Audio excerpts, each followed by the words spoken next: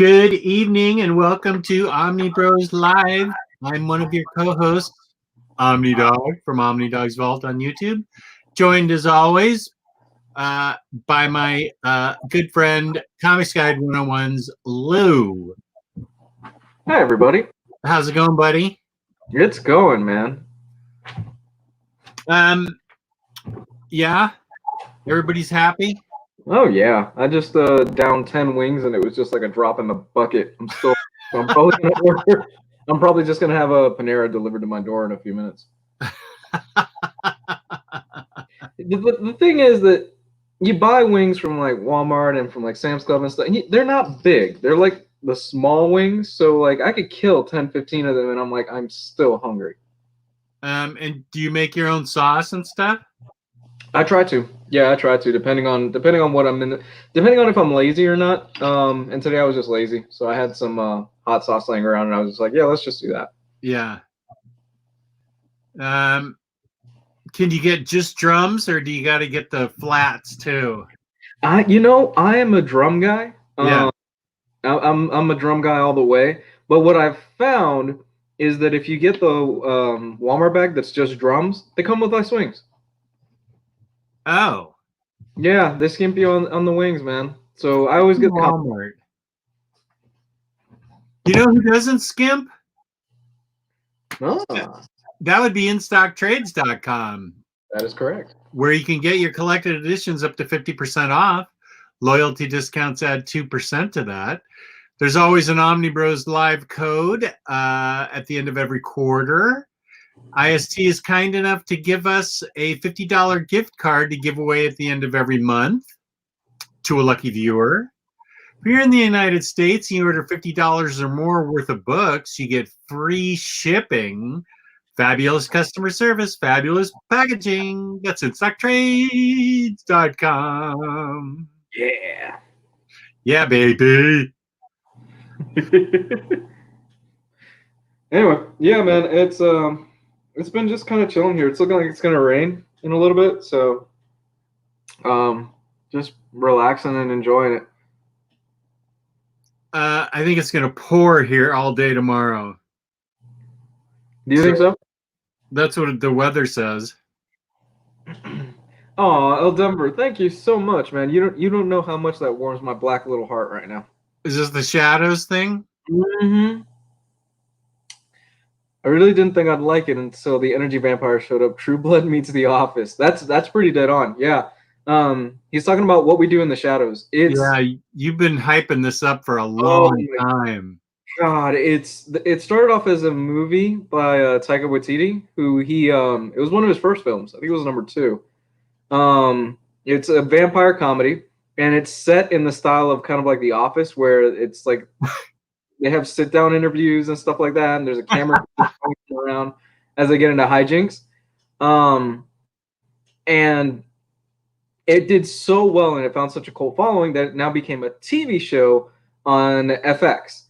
And it's hilarious. It's the funniest show going on right now. Yeah, you've been really big on it for a long time. You would love it, man. Look, Persian Frank Zappa. That's all I got to tell you. And Persian Frank Zappa. You got to watch the episode and know what I'm talking about. It's so good.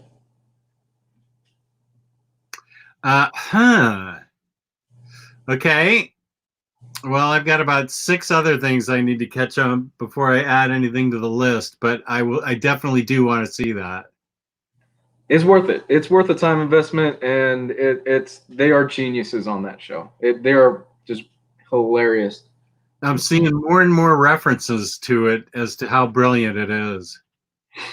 But you got a package from Geo, didn't you? I did, yeah. I promoted it on Monday's show, and I'm proud to announce that all those cookies are gone. Yes. Actually, they were gone yesterday.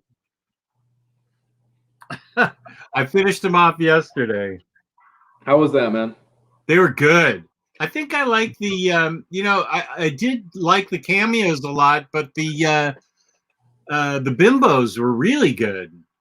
Yeah. You've never had those before, huh? No, I've never seen them. Are they? They're not in Virginia. If so, I've never seen them. You might be able to find them in your local Spanish store, depending on where you go. I don't know, like if you're near like a bodega or anything like that in your area of Virginia or anything, but you might be able to find them there. Okay. So, I mean, you guys don't have any shortage right now of potatoes, so apparently that's a thing. That was weird. That is very weird. I don't think there's a single potato farmer in the state. I think you guys are number 10 in the country. We are in potato growth? I think I thought I looked it up and I thought it said something like you guys were number 10. Wow, I did not know that. I thought that was just some random thing he made up.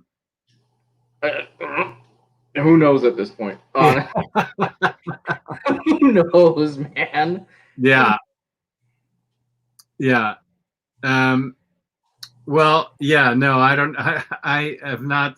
I know we're big on vineyards and grapes, but in nuts and stuff, but and ham, but I didn't know we grew potatoes. So what are we talking about today, man? We're talking about the IST movie that's coming out in July, Old Guard, which the the trailer just dropped today, and then the news that Robert Downey Jr. is producing Sweet Tooth as a movie or a series, I don't know which it is, on Netflix. So we can, I saw the trailer. First of all, I happen to be a fan of Charlize Theron. I loved her in Atomic Blonde. I thought she was a great action hero, starring in Atomic Blonde and Mad Max Fury Road as Furiosa. So I am up for seeing her in Old Guard. I thought the trailer was cool. And Rucka wrote the script as well as he wrote the book. So he worked on the script? Yeah, he did the script. Oh, cool. Yeah. So I hype this book all the time. I think I just talked about it on I think on Batter Days for some reason I said it just because it's a great action adventure book. But I think this is going to be a great movie. I think that Rucka probably nailed his own script and the casting looks great. The trailer looked great. So I'm totally up for it. I haven't even seen the trailer, man. I know you haven't. No, I haven't. I kind of want to go in as blind as possible. I'm trying to go in as blind as possible for a lot of films these days because you can go either way with trailers where a trailer will give you way too much. And then you're like, wow, I know the entire plot of the story. Now I really don't have to see this movie. Thanks. Terminator films are kind of notorious for that. So I'm going in as blind as possible, but you telling me that Greg Rucka worked on the script, I'm there with bells on or in my living room. However, this is going to work out. Well, it's Netflix, so it's in July. So July 20th or July 10th, somewhere in there. But the trailer was really good. I get what you're saying about not wanting to get it spoiled by the trailer. But if there's anybody out there that hasn't read Old Guard yet, it's about it originally starts with 4 people that are soldiers of fortune who are immortal, and they have fought in many different wars, and they have been they regenerate, and they're very hard to kill. They've lived for thousands of years, and there's 4 of them, and then they recruit a 5th from the army in current times. It turns out she can't be killed either.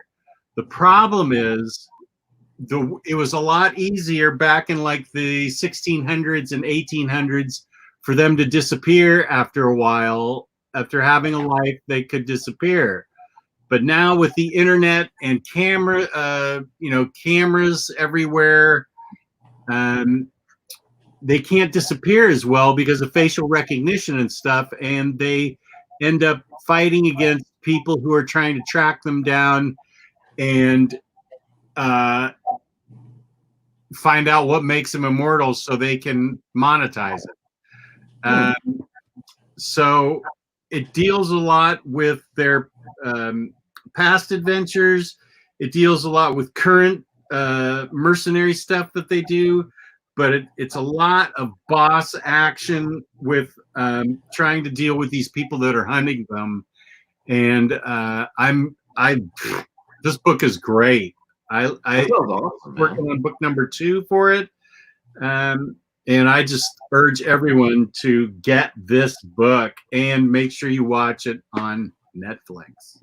That sounds really awesome. So is it like the Highlander? I guess. I've never seen Highlander. Okay. No, that sounds really cool, man. I'm a huge Rucka. I think all of us in the OmniBros chat, we don't agree on much, but we all pretty much agree. Yeah, Rucka's one of the best guys working today. So just the fact that, like you mentioned, that he worked on the screenplay, and this is a film, right? Not a short series or anything like that. It's a 2-hour. Yeah. Perfect. Yeah, that's fully perfect. Which kind of goes with what's going on a lot right now, where a lot of projects are just getting. Yeah, we'll put it on Netflix. That's not a problem. Yeah, we'll stick it on Netflix. It'll find an audience. There was the Russo brothers just did that Chris Hemsworth movie on Netflix. Extraction? Yeah. I need to see that. I just discovered it. I'm in the same boat as you, where it's been talked up by a lot of people that around me that are like, no, it's actually genuinely really good. The Russo's and it's got Chris Hemsworth, which I could just stare at Chris Hemsworth for 2 hours because it is Chris Hemsworth. Come on. You get great cheese on those abs.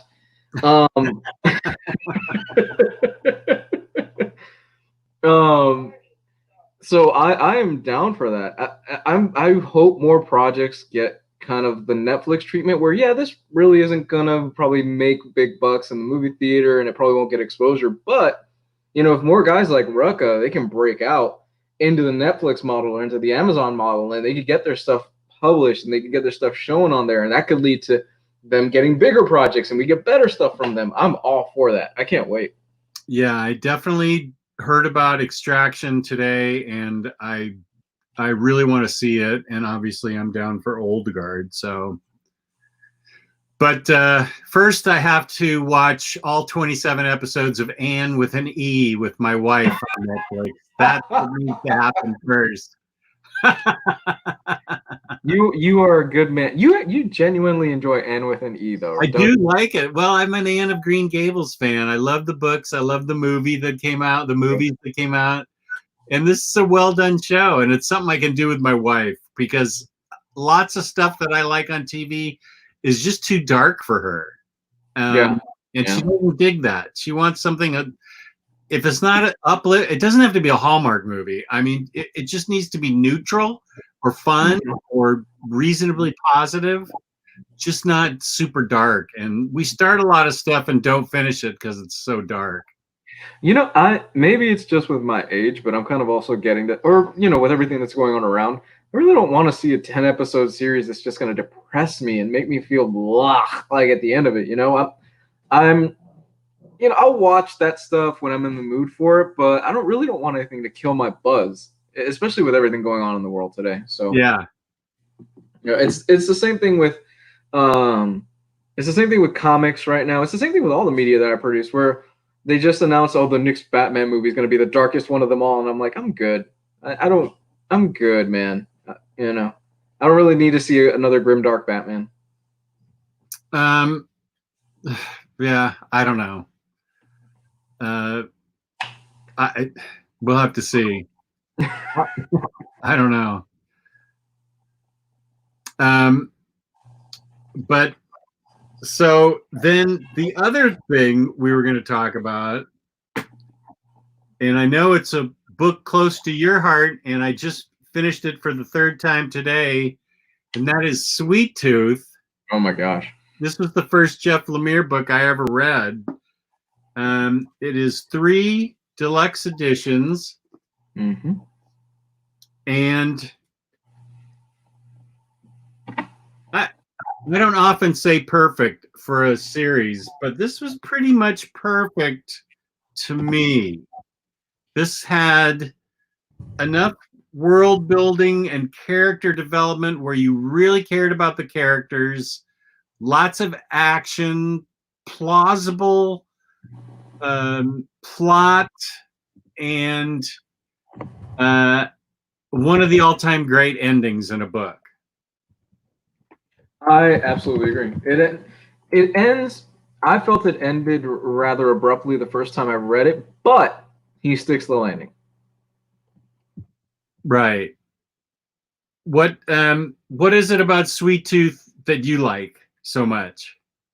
What I like a lot about Sweet Tooth is that Jeff Lemire is aware of all the kind of tropes of post-apocalyptic storytelling.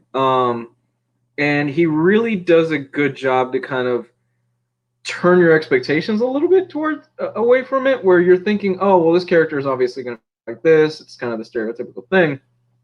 But no, he really pulls at your heartstrings sometimes. One of my favorite things, and I'm not going to ruin what it is when you find out what is in Jeopard's knapsack. Oh, yeah. Yeah. That was a big, oh, wow. When you find out what it, again, we're not spoiling anything for those of you that never read. We're not doing spoilers, right? Or we right. just yeah, we don't need to. I think we can just talk about how awesome we think it is. Cool. There's a big revelation, and Jeff Lemire doesn't bring any attention to it whatsoever throughout the series. And you get maybe, I want to guess, it's been a while since I've read it, probably 12, 15 issues in, and then you get the reveal of what exactly is in Jeopard's knapsack and why Jeopard is the way that he is and what he's doing and what his backstory is. And it's like, oh no, this character's got a lot more going on to him than what we thought. Right. Yeah, exactly. And then there's the reveal of where Sweet Tooth actually comes from. Mm-hmm. And there's several what do you call them? Not MacGuffins, but there's several fake outs, or he leads you in one direction and it turns out it's something different. Mm-hmm. He believes something has happened, yet it actually hasn't. And there's actually, it's not all Jeff Lemire art in these books. I think the first one is all Lemire, but then there's a lot of guest artists in it. Right. And it's a post-apocalyptic story where there's hybrid children, like Sweet Tooth has antlers. There's various levels of other children that have various animal features, and the question is where, and there's a plague that starts, which was really kind of weird considering what we're going through now, but this plague wipes out humanity and leaves only the hybrids. So I don't know, this was the first thing I ever read by him, and I really, really loved it. It was also my first introduction to his art, which I wanted to talk to you about his art, because I know a lot of people that they don't care for Jeff Lemire's style. Yeah, it's an acquired taste, I think. It's something that I will admit, when the first time I read Sweet Tooth, because I was introduced to Jeff Lemire through Animal Man, his Animal Man run on New 52, and at the same time this was coming out, and I was like, wow, this is really good, but I'm not crazy about this guy's art style. I come to find out, oh, he's the actual artist as well. So looking through it, it slowly grew on me as I went through the story, to the point where whenever there was a guest artist, I was like, yeah, this is good, but Lemire's art style fits this perfectly. Yeah. Yeah, and if you read enough Lemire stuff where he draws it, you, it's definitely an acquired taste, I think. It's very blocky. Sorry? It's very blocky, like a lot of really sharp edges. And scritchy scratchy too a little bit. Yeah. But it serves its purpose. It's expressive, and it may not be the most fluid style, but it serves its purpose and propels the story forward and doesn't take you out of the story. I think it works fine. Art is subjective. You know, people either like it or don't, so it's up to the reader. But if you haven't read Sweet Tooth, you really need to read Sweet Tooth. It's, I think, one of Luis's and my favorite books. It's fantastic.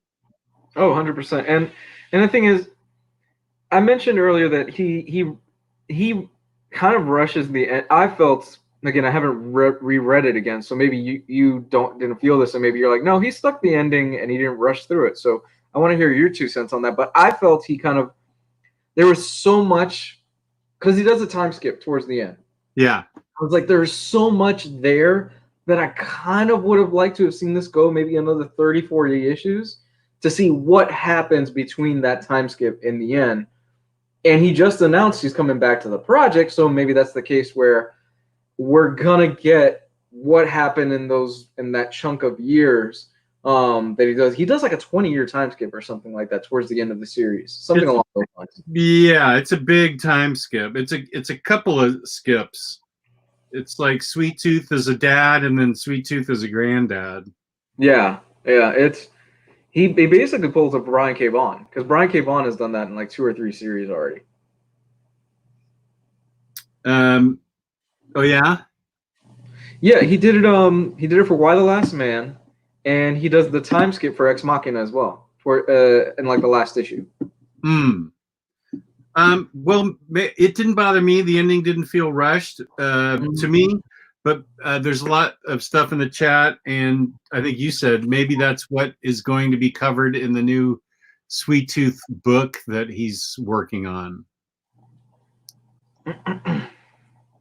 Yeah, and Walking did it recently too, but you know, unless we talk about Kirkman, the better for all of us. I don't quite like. I thought that felt natural.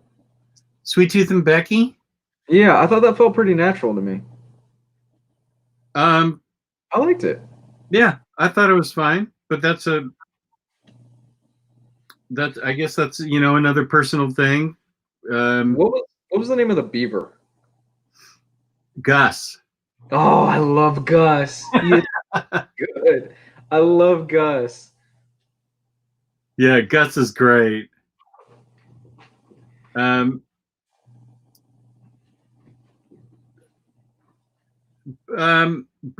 but Sweet Tooth and Becky aren't the ones that Becky's the human girl. He doesn't hook up with her, does he? I don't remember seeing that. No, he doesn't. Is Becky the human? Becky's the young girl.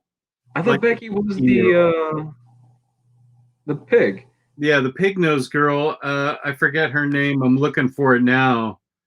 But Becky's the chick. Becky's the blonde young woman. It's been so long. And you want to talk about villains? What's again? It's been a while, but what's the name of the glasses? The guy with the glasses. Oh, that's after him. Yeah. Abbott. Holy how great of a really layered and awesome villain is Abbott. Yeah. And I love the reveal between him and another character, and then their backstory too. I thought was good. Yeah. It's we're talking in broad terms because again, if you've never read Sweet Tooth, it's not long. It's what, like 40 issues, something along those lines. So, and you can get the whole thing in three collected editions on our sponsorship website, IST, where you get 50% off every Wednesday. I think, is one of them out of print? I don't think any of those volumes are out of print either. I think, Let me check, because I think that we were discussing it the other day, and somebody said that volume 1 might be out of print. Let me check. It probably will now. Yeah, right.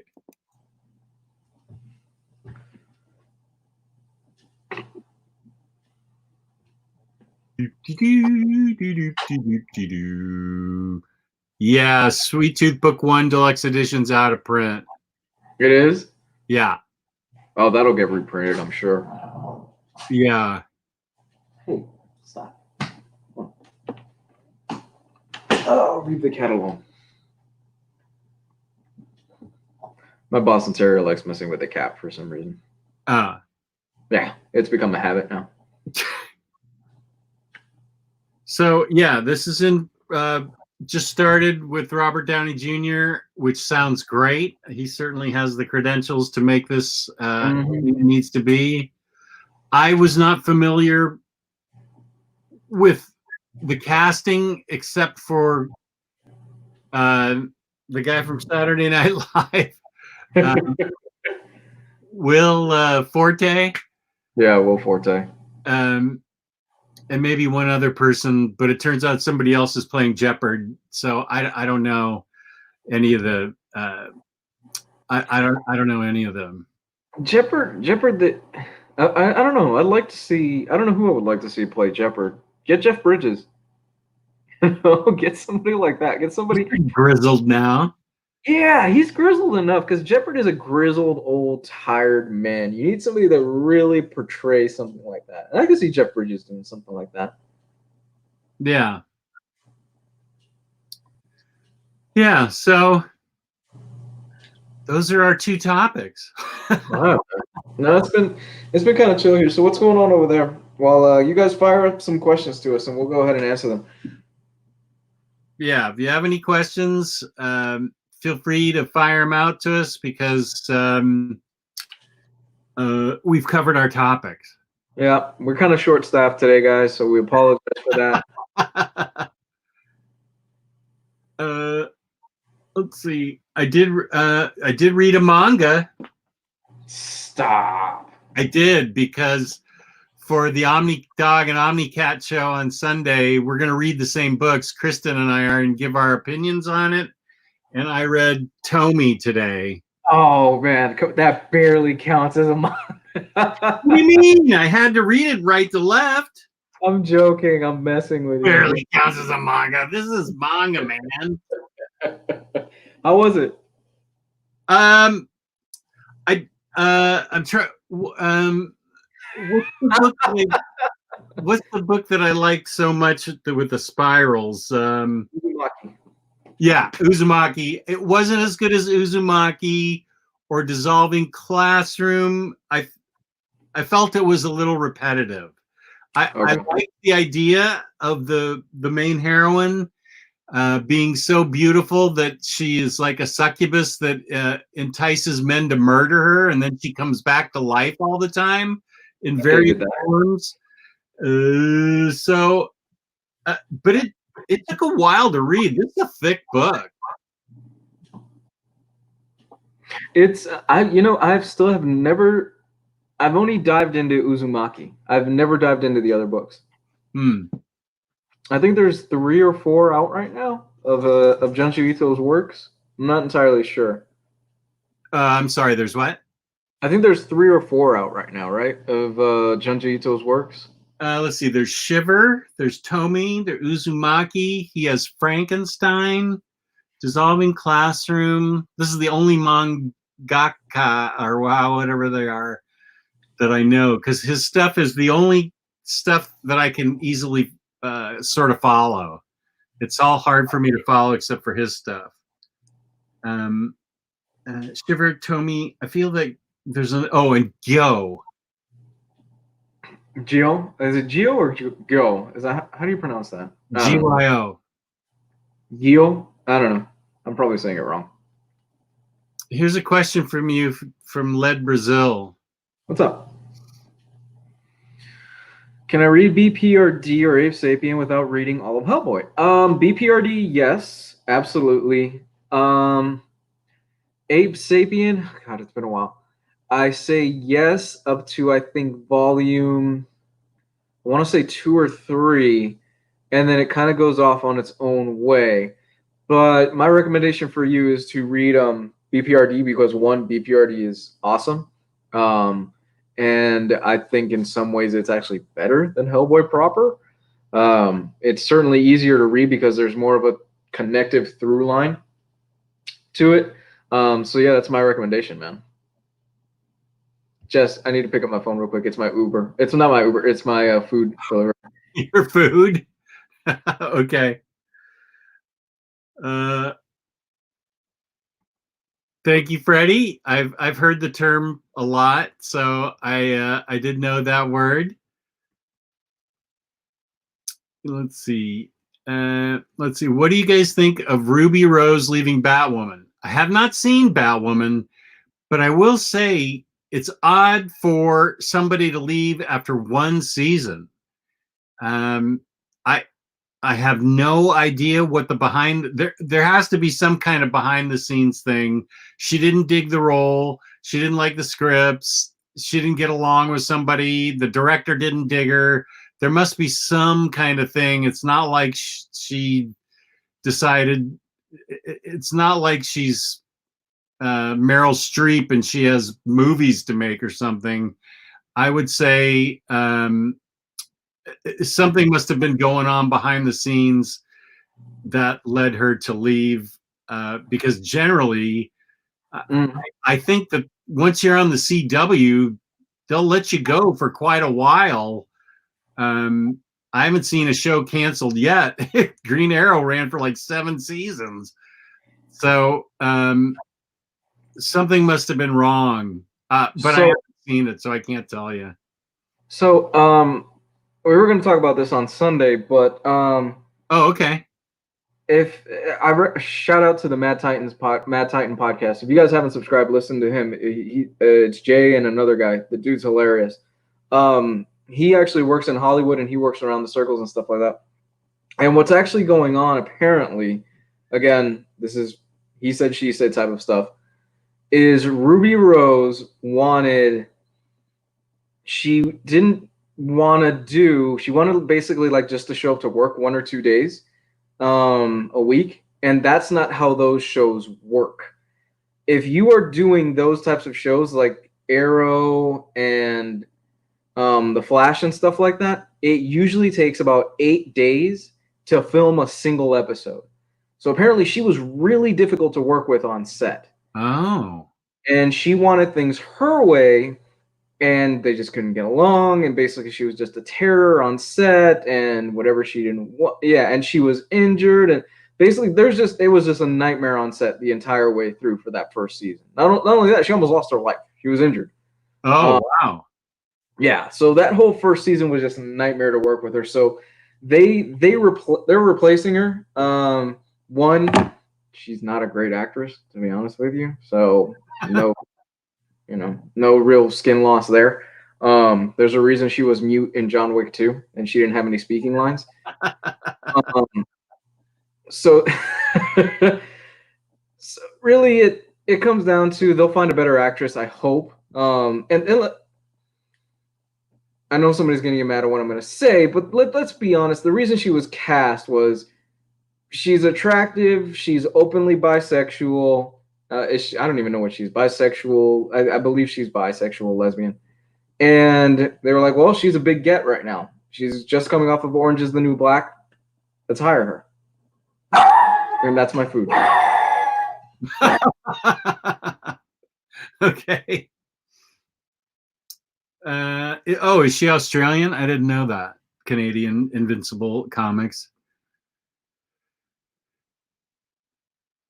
I have not heard that, Candace. I haven't heard that at all. It's getting an audio production. They're starting that this summer.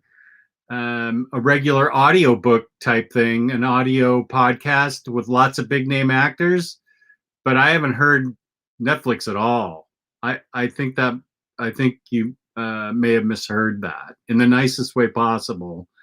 I think that you may have misheard that a little bit. What's going on? Candace is saying she heard Sandman's going to be a Netflix production, but I haven't heard that. I know it's going to be an audio podcast type thing with a huge cast. I mean, I think I heard was Gotham is saying Sandman is indeed getting a Netflix show. Okay, really. Guys, to you, Candace. Then let's answer Candace's question. Netflix production. Why not a DC Universe or HBO Max? Well, I didn't even know there was a Sandman Netflix show, so I can't answer the question of why there's not a DC Universe or HBO Max. The last thing I heard was it was Joseph Gordon-Levitt that was producing it. Like his company was doing it. Oh. Oh. Well, I owe Candace an apology. You're right, and I'm wrong, which you won't hear on many YouTube shows. Okay, so, well, that's something to look forward to then. We should be talking Sandman tonight then, too. How long has it been since you've read Sandman? Because it's been about years for me. 10 years. At least, right? Yeah. Yeah, it's at least 10 years. It's due for a reread for me. It's been a long time. I had the absolutes. Yeah. What's that? I used to have the absolutes. Those absolutes were beautiful. I have the Omnis. How are those? Fine.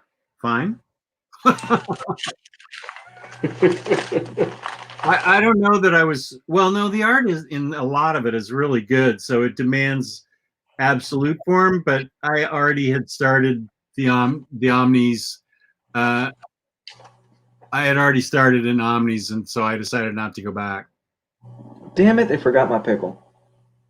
Where did you order from? I got Panera. I was really hungry. Oh, okay.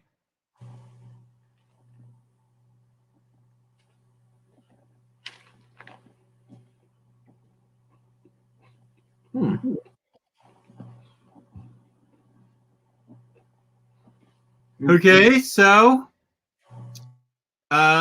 anything else from the chat? You know, it's funny enough. Today's actually the 40th anniversary of Empire. 40th anniversary of Empire. Empire Strikes Back, man. Oh. The greatest movie ever made, you mean? Did you see it in theaters? Oh, yes, I did. Several times. Wow! Oh, my favorite. And then at the end, this is what happens to me. At the end, you had to wait 3 years to find out what happens. He does that's reveal, right. I'm your father. And you're like, what the hell? He's his father? You're kidding me. And then you got to wait 3 more years for the movie to come out. How was that in the theater? That first time experience? Because right now it's been parodied so much and it's such an iconic moment. But being in the theater that night when you find out that he's his father. And there were no spoilers. It didn't get spoiled for me at all. So it was a genuine shock. I was genuinely shocked. Like, I just could not believe it. I was stunned and amazed, and it was remarkable. When did that come out? 1980? Mm-hmm. I feel like it was 1980. There was no internet, so there was no spoilers, and I didn't read any reviews of it, and nobody told me anything. So I was just blown away, amazed. It was, I don't know, it's still one of my all-time favorite movies. Empire is amazing. I just did a rewatch of it last week. It's a really dark film. Yeah. It's the darkest of the three, I would suggest. Oh yeah, I agree.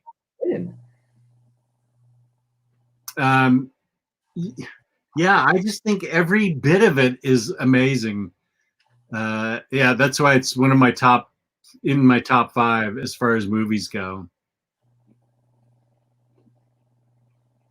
Hey, OmniBros. What do you suggest between planetary or authority omnibus? We got this like every week. We do this like every week. Two different beasts. Two awesome omnis, but two different beasts. I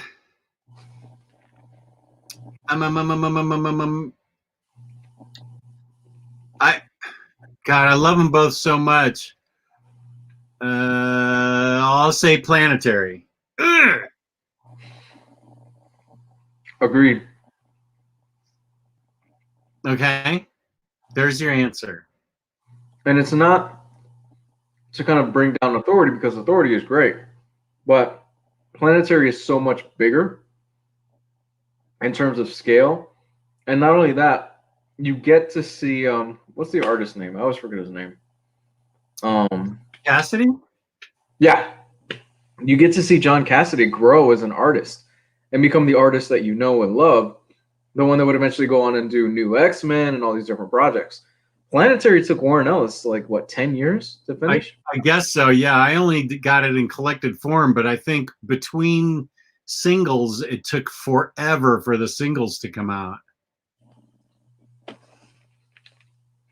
Oh, here's a good question, because the internet would have ruined this too. Any other time you didn't see a twist in a movie coming? The Crying Game. I never saw that twist coming. I've never seen it. Oh, well, then I won't spoil it for you. You got to watch it and see the twist come. It's amazing. I mean, the audience audibly gasped.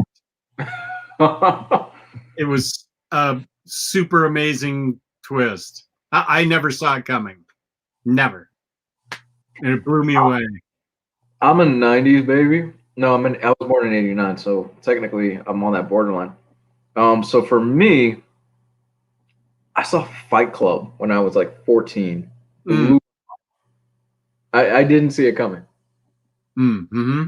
I think that I had already heard about it by the time I saw it.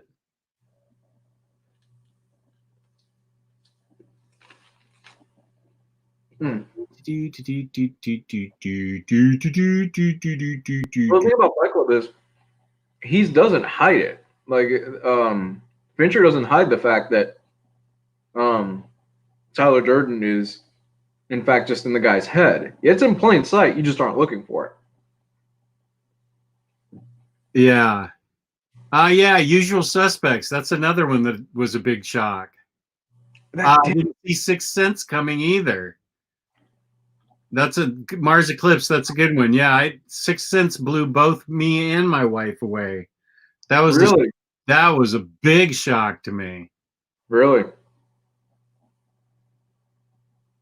Oh, yeah. I was really surprised.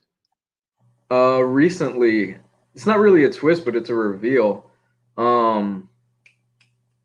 Glass, the ending of Glass. I didn't see it. I know, and I'm not giving it away because you haven't seen Unbreakable and you haven't seen all these other films. Unbreakable. Oh, you did? Okay, then you need to see Glass. I haven't seen what was the James McAvoy movie before Glass? Split is the movie. Yeah. Split. Yeah, I haven't seen Split or Glass. Yeah. So the post, I think it's like mid-credit or post-credit, I was the only dumbass in the theater that stood up and went, "It's." The guy sitting next to me is like, "What the fuck is wrong with you?" And I'm like, "You haven't seen." Wow. Shutter Island. I love that movie, but I read the book first, so I knew the twist. That is a great twist. Shutter Island. Yeah, that is a great twist. Oh my God, Ryan Blue Thunder nails it on the head. Arrival. Oh yeah, Arrival was great. A great twist too. So you've seen Arrival? Yeah, I loved it. Brilliant. Absolutely brilliant. Loved it. I could see it again in 2 seconds. I have the soundtrack too. It's beautiful. Oh, it made me cry. Yeah. I got it. I got an answer for both of us. Watchmen. The TV show? Mm-hmm. Dr. What's that? Dr. Manhattan. Oh, where he was? Yeah. Yeah, no, I didn't see that coming. Incredible. I loved it. Absolutely amazing.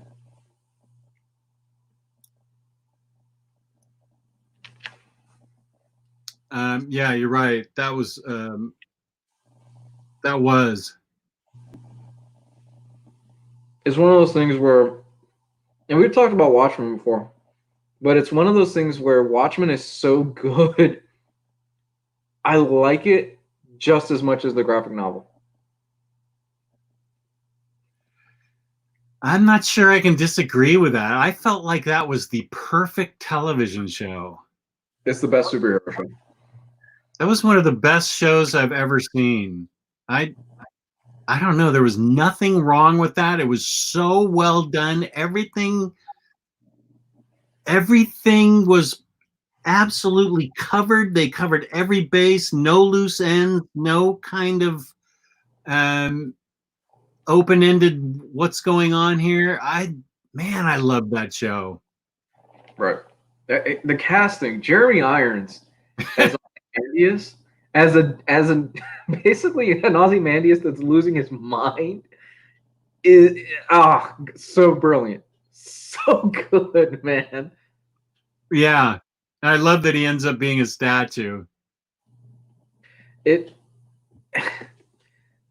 Lube Man. They established who Lube Man is. There's a lot of theories as to who Lube Man is. It's apparently what's her name's partner is the rumor is what's speculated around. Wait, I forget what Lube Man was. Lube Man is the guy that goes into the storm drain that he slides into it and he's covered in lube. Oh yeah. The ongoing theory right now is that's what's her name's partner, Silk Spectre's partner, like the cop, the nebbish cop. It's like yeah. Oh, okay.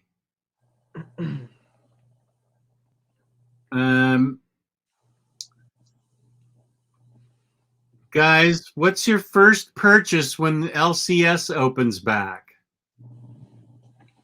My first purchase, I will actually go there and pick it up. Third Eye Comics in Annapolis, is Frank Gogel's No Heroin #1. I really want that. I don't collect floppies anymore. Raleigh Smith always pushes this in my face because I typed it up and he's always copying and pasting it everywhere that I say I don't collect singles anymore. And here I am getting all these variants and shit. But but I really want to collect No Heroin from Frank Gogol. It sounds amazing. Gogol, man, he's one of those guys that I'm so happy after years, because he's not new. He's been grinding this out for years. And I'm so happy this guy's finally coming into his own. Grinding is right. He has put miles on. He is on the pavement and promoting his stuff, and it's great stuff. I just got Dead End Kids, the paperback, so I want to read that because I haven't read it yet. He's just wait. His time is coming. He's getting there. Yeah, I agree.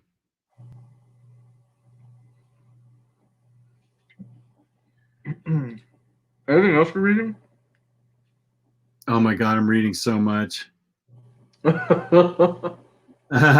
Let's see. I read all of Lumberjanes for the OmniCat show, Underwater Welder, Tommy, and I finished Birthright for the OmniCat and Omnidog show.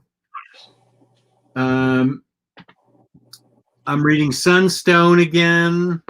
Ooh, spicy. And I've got I'm reading Kingdom Come. That's on the docket for tomorrow or Saturday. And I feel like I grabbed another book too. Oh, I gotta read Daredevil by Brubaker. Oh, that's right. You still haven't finished that, man. No, I haven't. Oh man, you're a lot like me in terms of reading. Where especially I have this problem with prose novels a lot, where I will start a book or a comic or anything, and I'm like, I really want to start this other thing that I have sitting in my corner, and it's been bothering me, and I just want to like start it, and then you have like 4 other things that you're in the middle of. Yeah. Yeah, exactly. The curse of being a reader. Yeah. I finally put it in an order for that Usagi Yojimbo Grass Cutter Artist Select Edition after watching your review, Jess. Cool. That thing is a big, beautiful book. I haven't seen it. I'll pull it down. Awesome. I've never even read Usagi. Well, we need to change that. I did an overview of this book. This thing has the potential to be a fucking Nemo and crash my computer. It's huge. Wow. It's 2 already published stories, but they're in gigantic form. That is beautiful. Yeah. Man. And it's signed and numbered. What number did you get? 400 out of 999. And it's for real fans, I would say, of Usagi. It's just giant black and white art of 2 of his most popular stories. Grass Cutter. Whoop. Book 1, book 2.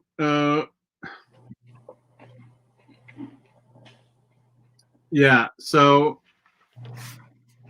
this is there was an even bitchiner version that came out that I was too slow on. That was way more expensive. That came with a print and giant slipcase thing and other stuff, but this is what he's talking about. That thing is beautiful, man. Yeah, it really is. Is that a little bit bigger than an absolute? Let's see.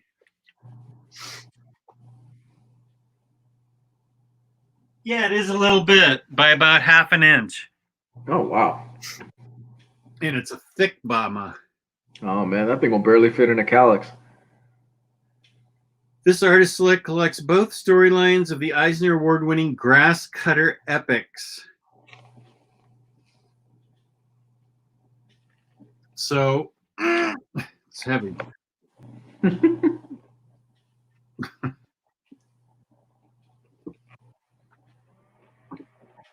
I'm surprised they're still in stock. When did this release?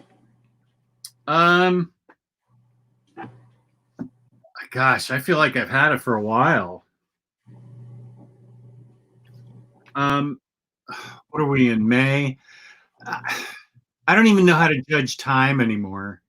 I really don't.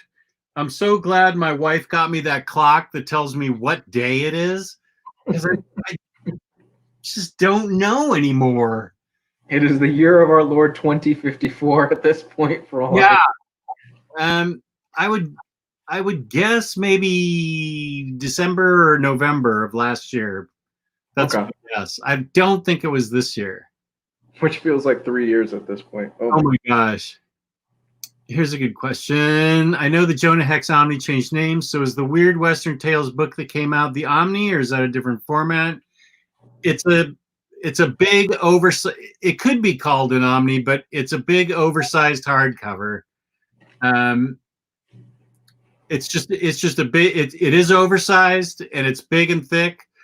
But I think to be an omnibus, it would probably have to have more content. I think if this one sells well, they'll come out with volumes 2 and 3. It's not an Omni. It's just considered a complete hardcover complete collection type thing. It's just a series of one-shots, basically, right? Like one-shot stories. It started in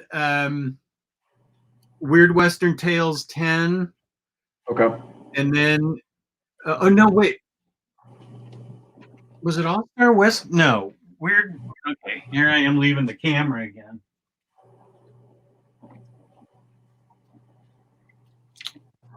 Yeah, All Star Western, which then became Weird Western Tales, featuring Jonah Hex.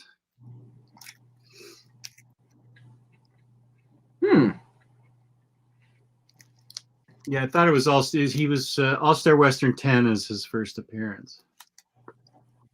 28 issues, 528 pages. That's a pretty good size. Yeah.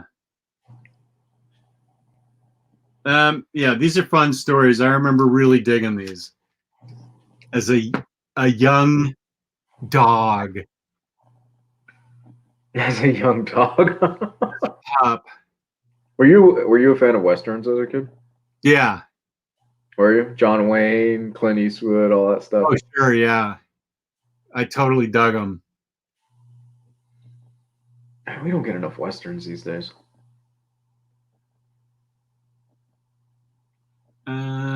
Do.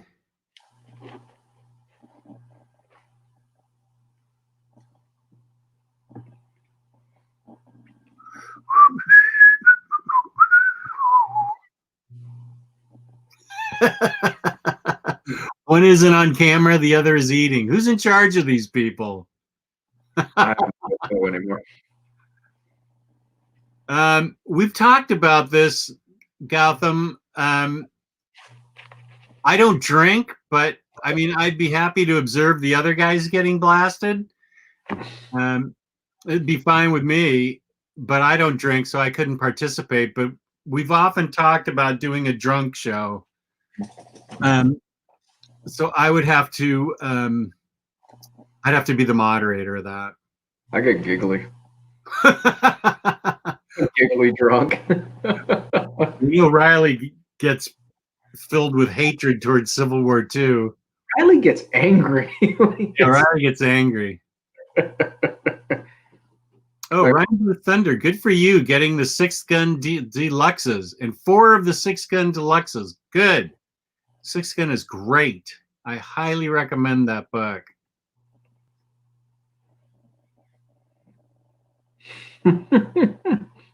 Drunk history, but recap the story arc.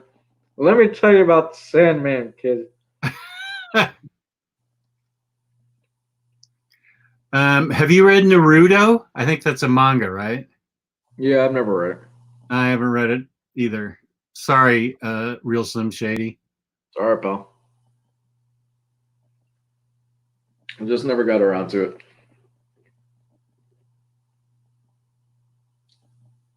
Well, this would probably be a good time for me to talk about InStockTrades.com, where you can get your collected editions up to 50% off.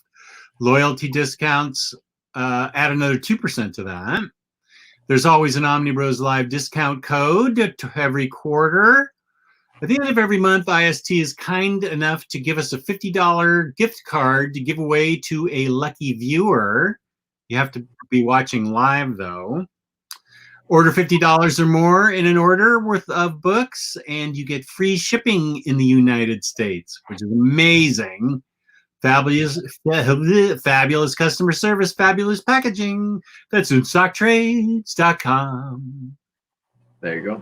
Great job, man. Recovering from that like a professional. You stumbled a little bit, but you pulled it back. Great job, sir. I had a thick tongue on there a little bit. That happens to the best of us all the time. Here's a good question. I don't know the answer to it. Maybe you have some ideas. What comic series, not from the big two, do you think are ripe for a TV movie adaptation? It feels like everything's been snapped up. American Vampire. Oh. As a Netflix series. Each season you do a different time period.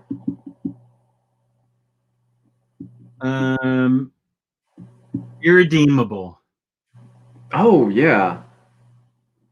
I'm really surprised now with The Boys that we haven't gotten something like that yet. I still need to see The Boys. That's a good call. I heard that was a great show. Oh, it's fantastic. Kill or Be Killed. Wow, Marcelo, yes. Oh yeah, that'd be wild. That would be fantastic. Oh, I this is the show I wanted HBO to do forever, Fables. That would have been a majorly cool show if HBO could have done it. Well, it was originally supposed to be, what was it, ABC, NBC, something like that. I don't know. I actually don't know.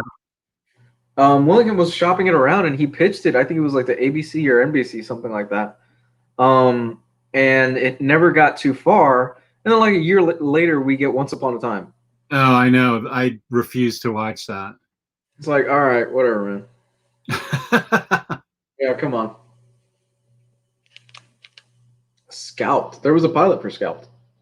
Oh, there was? Yeah, but it never got farther than that. Remember, it was supposed to be on WGN, that channel that nobody watches. Oh yeah. Yeah, that's right. We talked about it. They cast Dash. They cast a whole bunch of people. Oh yeah. Here's the man himself. Harley is one of my favorite shows at the moment. Episode 7 has the most epic ending ever. Loved the ending. Finally, everything is falling into place in that show. It was great. God, I love Harley. A little bit of Jewish lightning is perhaps one of my favorite things in an animated show. I choked on my water when I heard that. It's so good. It's so brilliant, man. Oh my god, that show is brilliant. That show is really the only reason you need to have that DC streaming app. Yeah. It is, I mean, the voice acting is so on target, so perfect. Oh my god, it's brilliant. It is so, everything from the cast to the writing, it really is one of those shows right now that, with everything going on right now, it's just, I look forward to it now every single week. I'm 2 episodes behind, but I look forward to watching it. It's up there like with What We Do in the Shadows, where it's comfort food for me at this point. Yeah. You know, things are pretty crappy right now, but this show is really fucking funny. Yeah, totally. So good. So wait, you've only seen episode 5? I'm up to, I think it's 3 or 5 in the second season. Okay. It's somewhere in there. I watched it a few days ago, but I'm not all the way caught up. Okay, so you haven't seen the episode with the 2 fanboys at the beginning? No, I haven't seen that. I think that's 6, and it's awesome. Oh, the fanboys are awesome.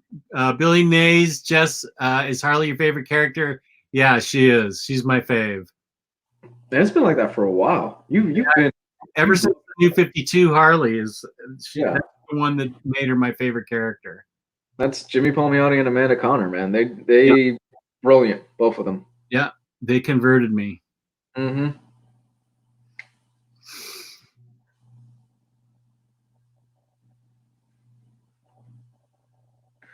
Stop watching The Predator. Watch something good.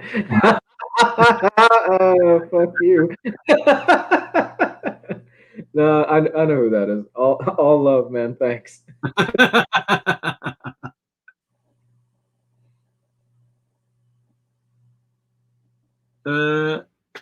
So it's been a while since Ryan's been in the chat. Holy crap. Yeah, I think that too many voices can give him migraines. Oh, poor guy. Yeah, so he usually just watches episodes with one person. Mm.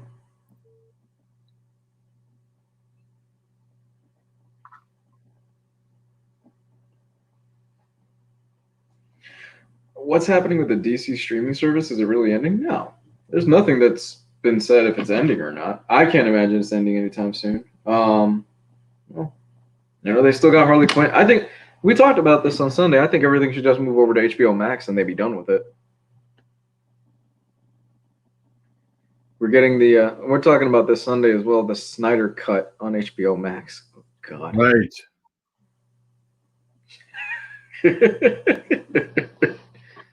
Oh God, the Snyder Cut. Oh. Just goes to show if you complain enough, you get what you want. Freddie, what's Hilda? Is it a live action or animated? I'm not familiar with Hilda, but I would love to see Lumberjanes become a animated show. Hilda, I've never heard of that. Yeah, me either. That's new to me, man. Yeah, let me see if I can post something that I just got sent from Taylor Brown, which is hilarious. Do I think Swamp Thing is going to get a second season? While you look that up, dude, there are no TV shows in production right now, so they are scraping the bottom of the barrel for content because of that. Yeah.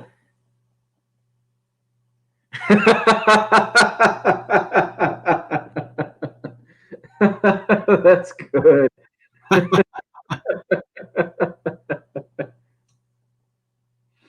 That's great. Oh my God, that's fantastic. That is beautiful. Oh God, that movie was terrible. And yes, I've seen the extended cut of Batman v Superman. It's still pretty bad. Yeah, they're scraping the bottom of the barrel, man, as far as content. What you're going to get over the next few months is going to be a lot of reality TV because it's easy to produce, and they really don't need a live studio audience for that type of stuff. So if you like The Voice, you're going to get a lot of that. The Masked Singer, you're probably going to get a lot of that as well, which is why, it kind of ties into the Snyder Cut and all that other stupid stuff. Basically, the bottom line is they're not producing shows. They're not producing TV shows, so whatever they've got in the vault or whatever stuff that they could pull out, they're going to have to do because they need to have content to show on TV, which is why we're getting Swamp Thing on the CW and why we're getting all these other TV shows, and they're buying up properties and they're sticking them on there, and probably part of the reason why we're getting the Snyder Cut in the first place on HBO. Hey, we'll give Zack Snyder $20 million and shut up a bunch of people online. Yeah, okay. Sign up for that. Okay. Here, Real Slim Shady's been asking this question. This may be better for Geo. I can't answer this question because I don't watch animated shows very much. Mm-hmm. Do you? Hit and miss. I watch stuff like Harley, and What's the best Marvel animated comic book movie besides Spider-Man Into the Spider-Verse? I did see that, and Big Hero 6. Oh, you just can't take out Into the Spider-Verse. That is the answer. Yeah.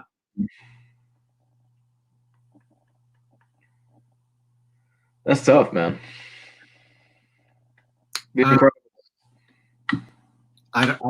Sorry. If Gio was here, he'd have 90 answers. Same with everybody else. That's a Geo answer. The Incredibles. There you go.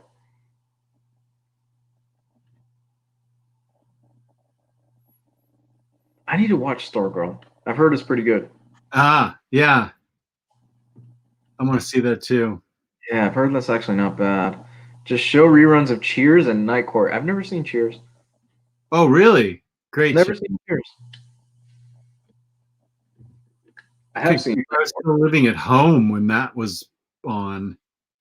With my parents.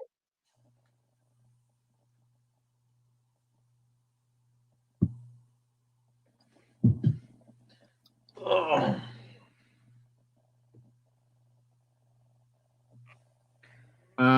I think Lou probably has an answer for this. Hey, Candace Yuri. Do you guys feel this pandemic has film execs rethinking their distribution model? 100%.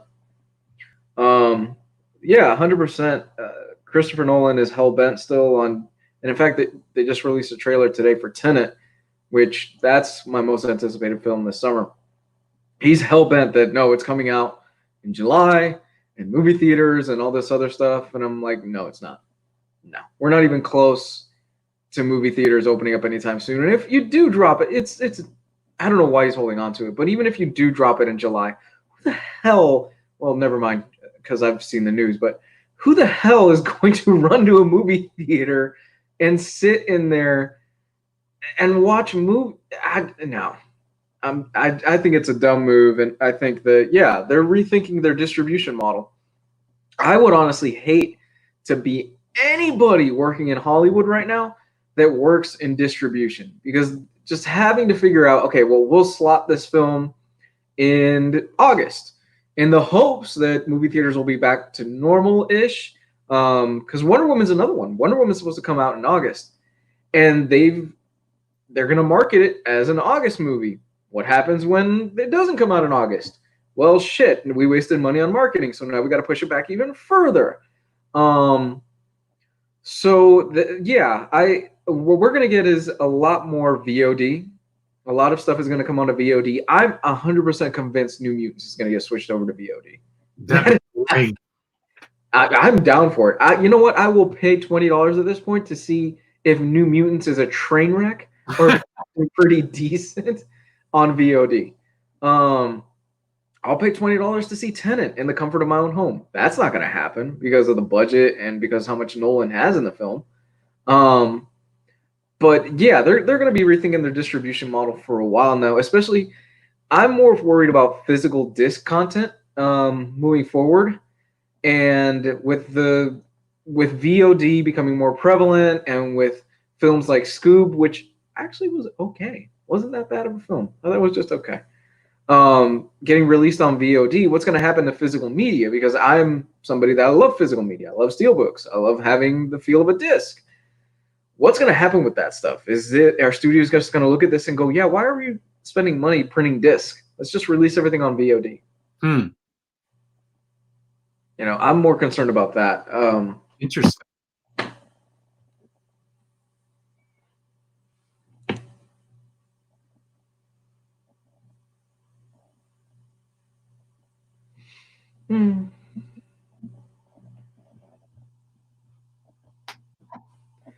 Did Wonder Woman get pushed back to December? I thought that was August. It's not official. It says still officially August of now, but they are considering December. It's gonna be December. We are not going back. You know, I mean, we tend to away from this stuff, but we are not going back to normal anytime soon. And aside from the "but my freedom" people, I'm not gonna go rush to a movie theater to watch a movie anytime soon. I mean, peace and love. You guys can do what you want, but I ain't gonna do it. Oh, hell no. I'm good. My hair's gonna be down to my shoulders by the time I go get a haircut. Have you started to do it yourself, man? Have you gone that route yet? No, I haven't. I'm still able to.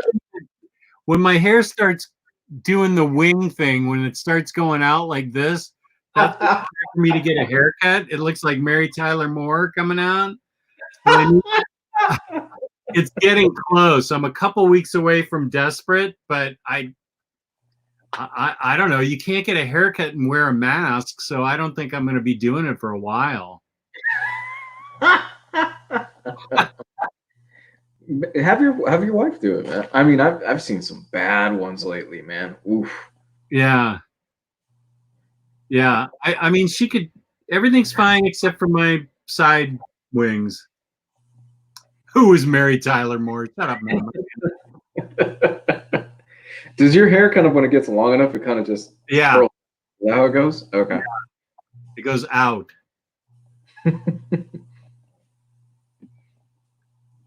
I kind of want to see that. I'm not gonna lie. I kind of want to see Jess like 6 months from now just look like Alan Moore. Right.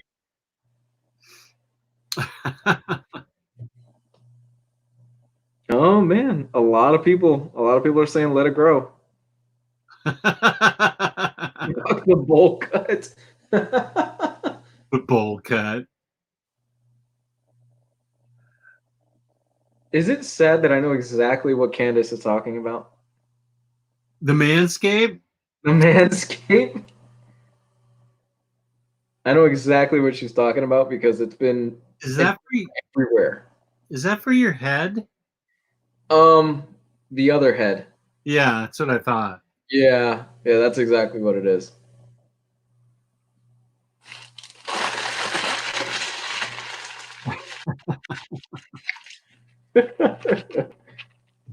Yeah, I may be looking like Mr. Miyagi after this. Don't get me started on that. I know. You think it was an illegal kick. It was an illegal kick, damn it, Jess. It was, damn it. I know, but I'm talking about Mr. Miyagi and his hair. That's it. Danielson's still a cheater.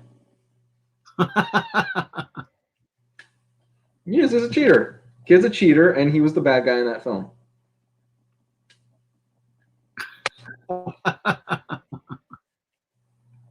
I rest my case. Matt, just give in, man.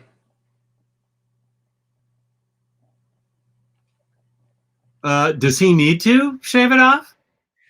I don't think he does necessarily. My advice to him, because he's really apprehensive towards should I shave it off or not. He's asked me before. And my advice to anybody that's like, man, I'm kind of losing my hair, I'm going bald. What do you think? Because I've been asked this a few times.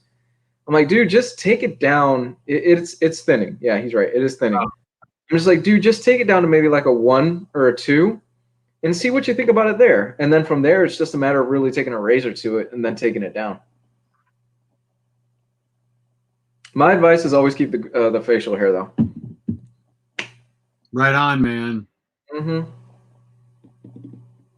You've seen Cobra Kai, right? Yeah, I like Cobra Kai. It's fun. Cobra Kai is a fun series, and it just vindicates what I say. It proves that I am correct, and that Daniel-san is a asshole.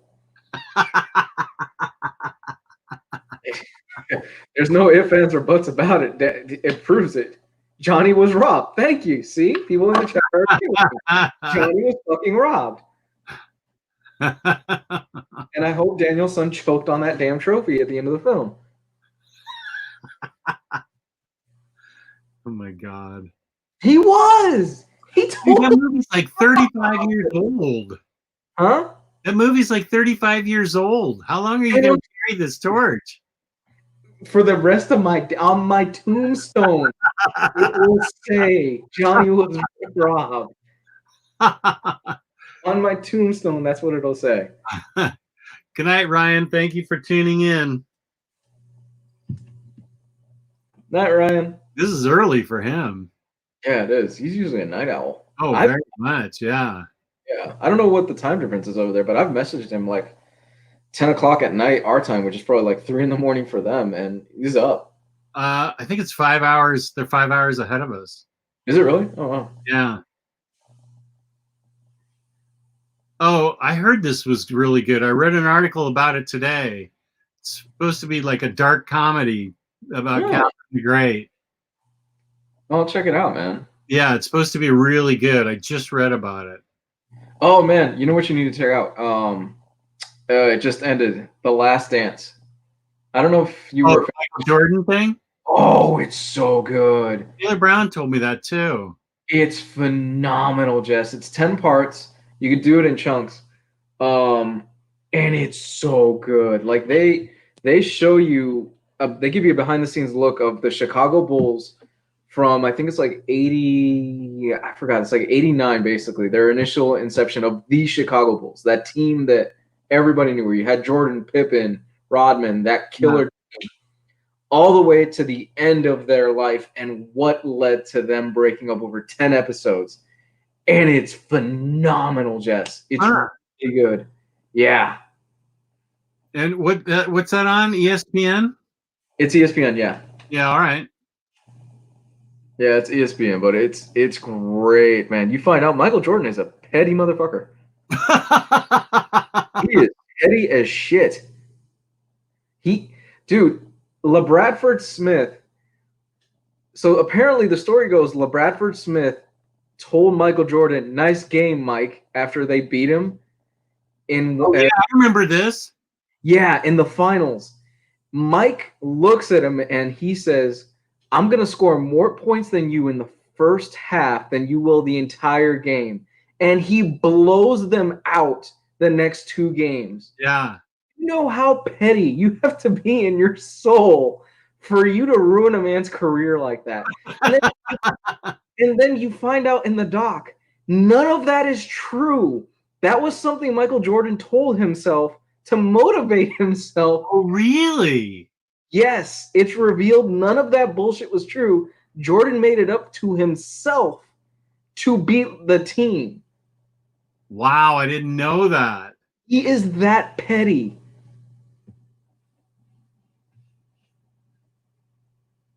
I love the doc. I absolutely love the doc. Well, yeah, I've heard nothing but great things about it. I've heard The Expanse is good.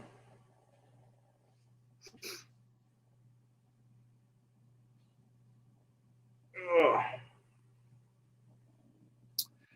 Well, I think we've been on longer than I even thought. Thank you, Sledge. Yeah, I'm doing fine. I appreciate it. Thank you for asking. Lou, where can they find you on the internet? You can find me at Comics Guide 101 on Twitter. That is the best way to get a hold of me. I've been posting a lot more on Twitter lately, trying to be more active on those social media accounts. And you can find me on YouTube at Comics Guide 101. Nice. You can find me, Omnidog, on Omnidog's Vault on YouTube, where I just did a video on reading Lumberjanes, which is a great series. And Omnidogs_Vault on Instagram. Thank you to the chat. It was really good tonight. And thank you to our sponsor, InStockTrades.com. And thank you to the viewers who are watching this afterwards. And thank you to my co-host for co-hosting with me.